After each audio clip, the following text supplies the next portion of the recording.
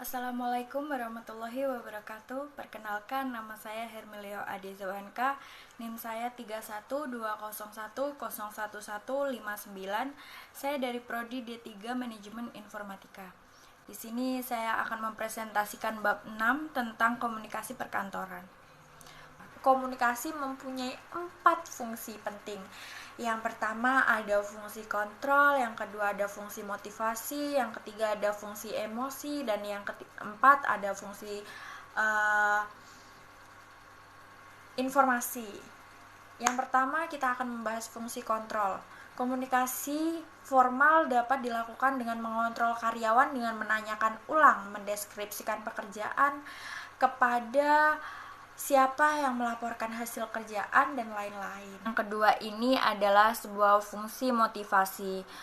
Fungsi ini biasanya dilakukan pada bawahan untuk memberikan sebuah feedback atau mungkin memberikan saran sebaik apa yang mereka kerjakan dan sebaiknya bagaimana mereka mengerjakan untuk bisa lebih baik lagi dalam meningkatkan kinerja di masa depan.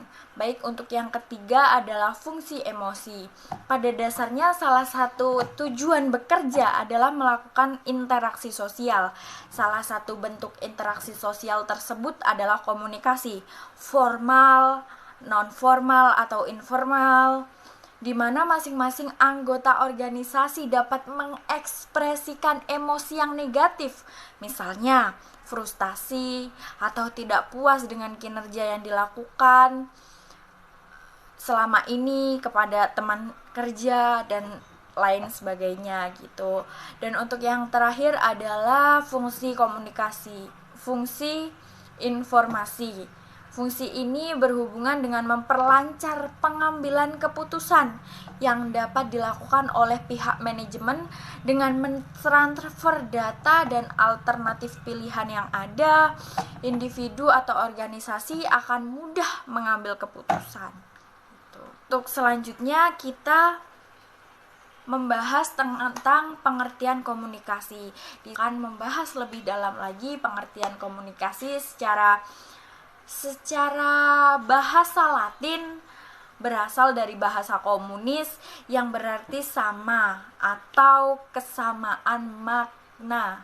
Dengan demikian, secara etimologi, komunikasi berarti proses untuk memperoleh pengertian yang sama. Komunikasi efektif terjadi apabila ada kesamaan makna. Komunikasi dapat dilakukan dengan bahasa dan isyarat.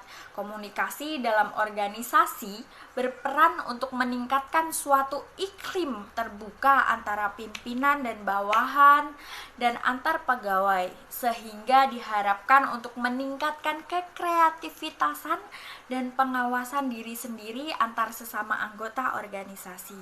Komunikasi dalam organisasi dapat berupa proses penyampaian informasi dalam pemberitahuan rencana, instruksi, petunjuk, saran, dan sebagainya dari suatu pihak kepada pihak lain dalam sebuah organisasi. Aktivitas dapat berupa pengiriman surat, menempelkan pengumuman, menelpon, dan penyampaian laporan, dan sebagainya.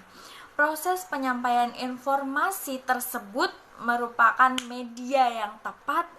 Berdasarkan uraian tersebut dapat disimpulkan bahwa komunikasi adalah proses pengiriman dan pencapaian pesan berupa berita atau informasi dari satu pihak yang disebut dengan komunikator kepada pihak lain yang disebut dengan komunikan gitu. Dengan menggunakan media tertentu dalam usaha untuk mendapatkan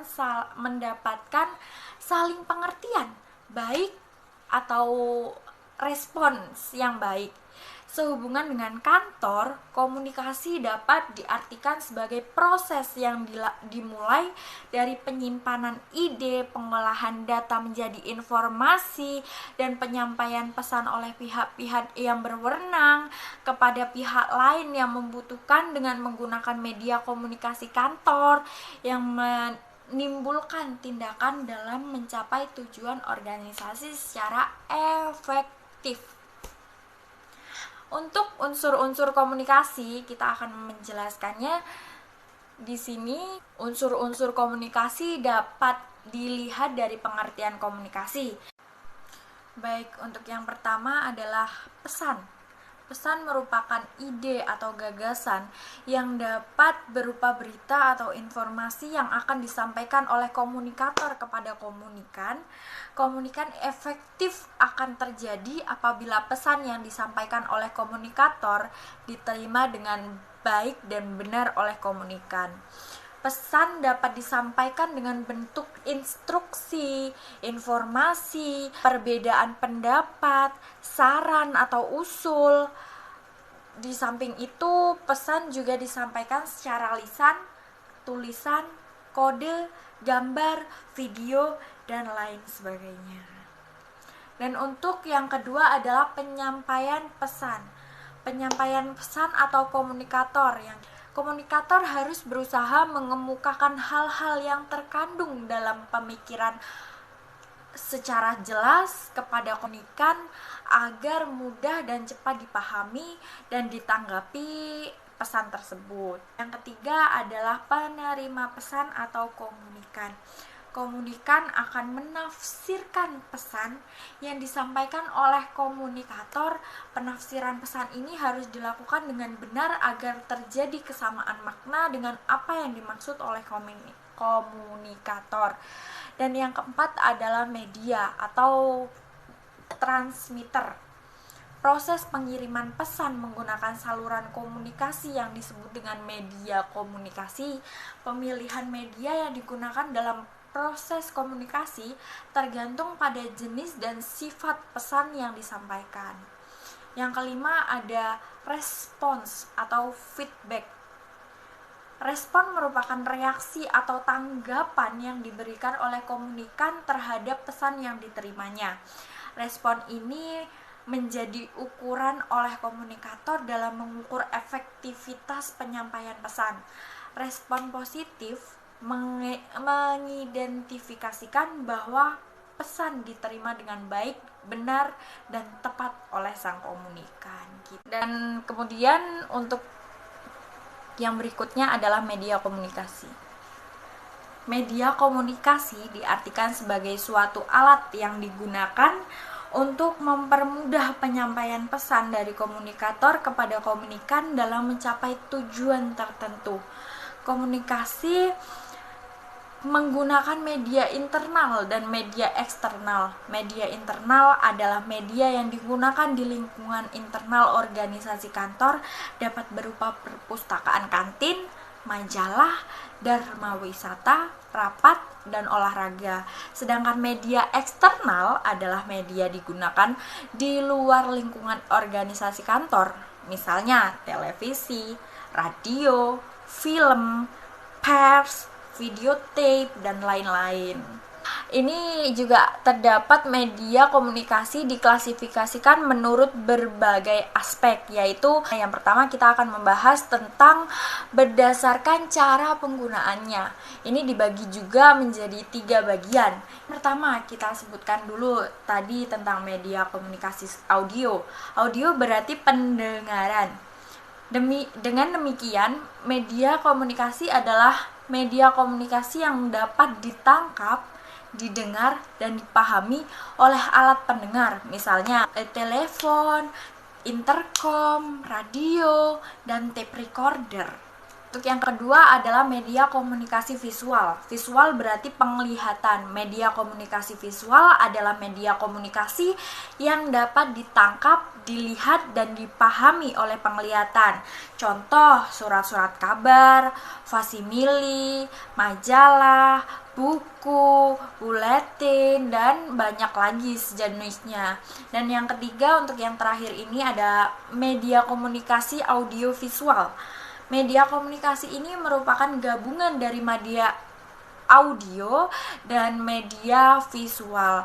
Media komunikasi audiovisual adalah alat komunikasi yang dapat ditangkap dan dilihat, didengar dan dipahami melalui alat pendengar dan penglihatan. Misalnya, televisi, film layar lebar, VCD, video internet, seperti YouTube. Dan untuk yang kedua ada berdasarkan sasaran.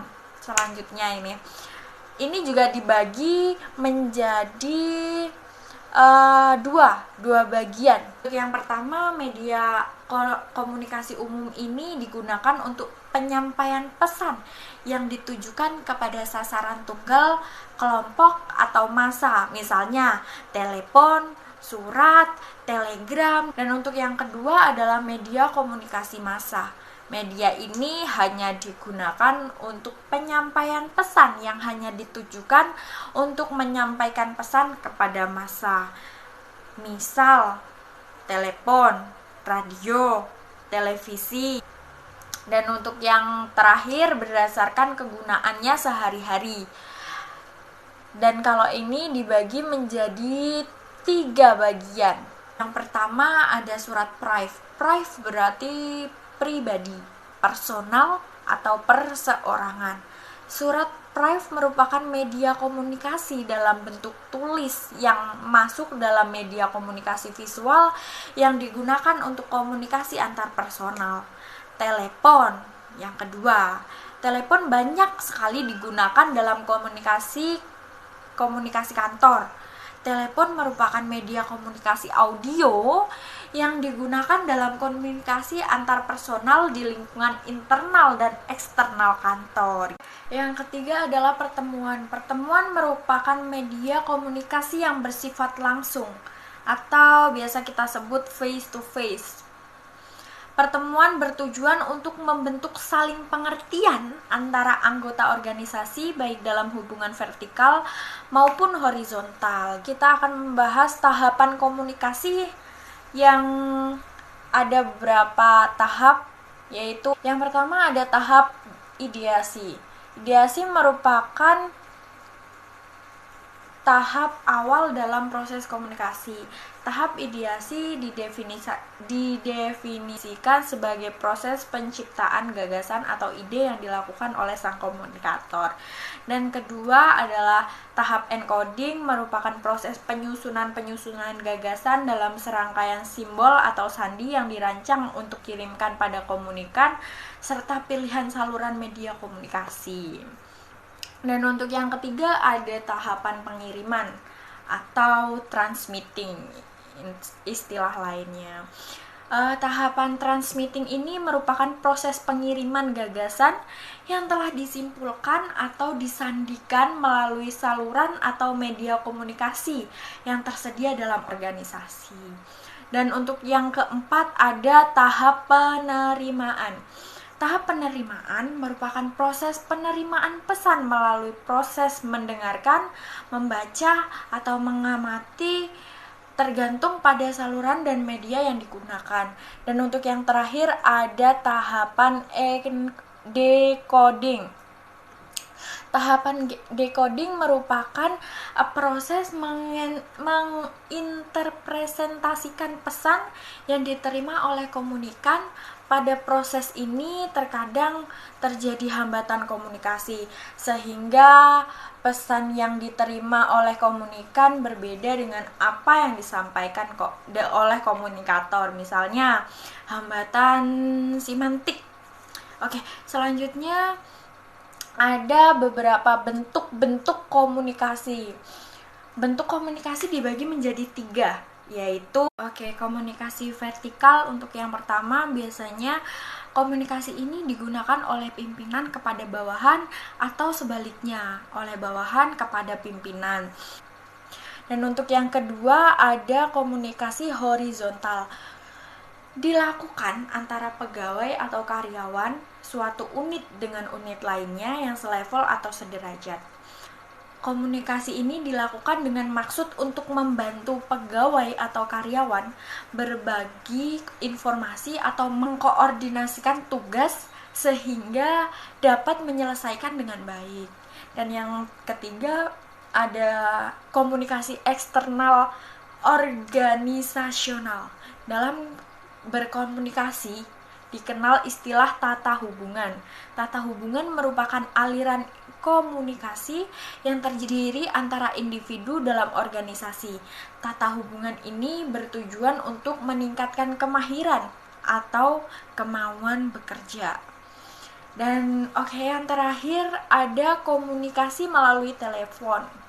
Dalam berkomunikasi melalui telepon adalah suara yang jelas, tegas, terkesan ramah, hangat, dan bersahabat.